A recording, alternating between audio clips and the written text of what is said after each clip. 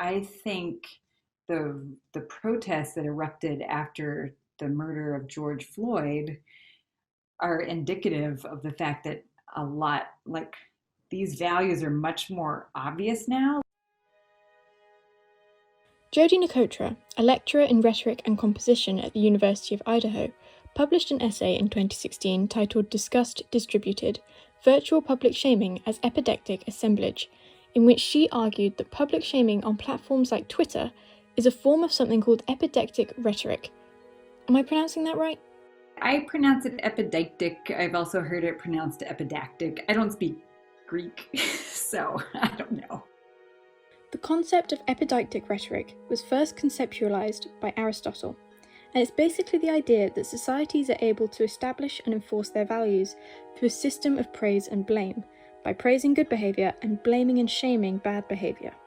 We can see examples of this throughout history, including the so-called ugly carnivals in France. After World War II, was after France was liberated, there was kind of there were a lot of uncomfortable feelings, let's just say, because there were plenty of French who didn't resist. Once the war was over, suddenly, like, everyone is still there and has to reckon with these, feelings. Rather than, I don't know, doing some serious reconciliation, instead they just directed all of their anger and those feelings onto the women who,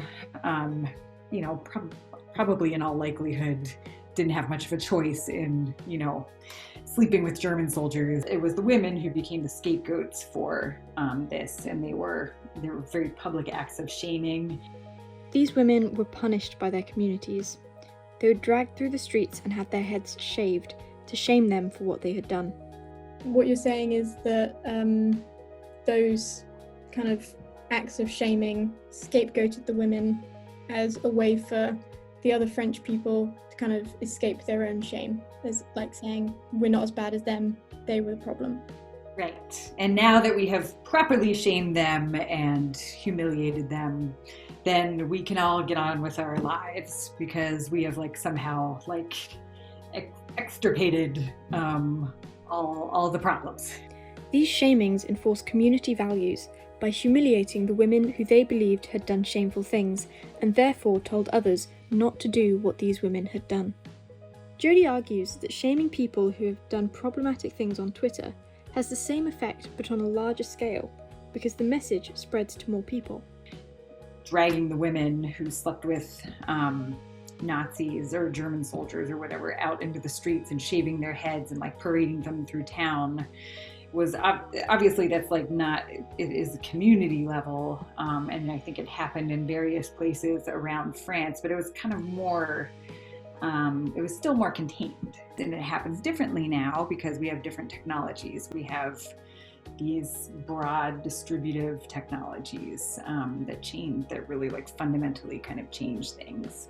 So we can just look at the difference between Facebook and Twitter. For me anyway, mostly I will only add people on Facebook if I know them. So if I see people from one of my friend groups, say my academic community, if they post something, I will probably not repost it because I assume that all of the other people that we're mutually friends with have already seen it, and so it's kind of feels redundant.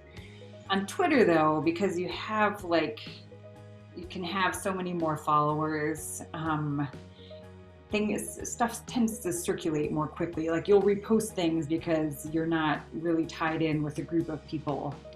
When more people witness a virtual public shaming, that also means that more people are exposed to values like anti-racism and anti-homophobia. They learn that there are consequences for being offensive by seeing the shaming of a stranger. In a different media environment,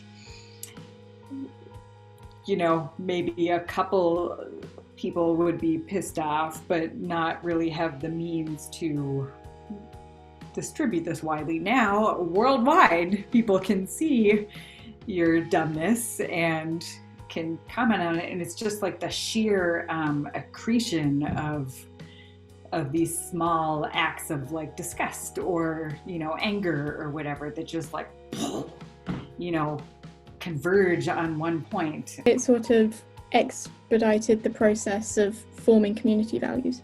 Right, and in a much more like widespread and distributed way. I think the protests that erupted after the murder of George Floyd are indicative of the fact that a lot, like, these values are much more obvious now.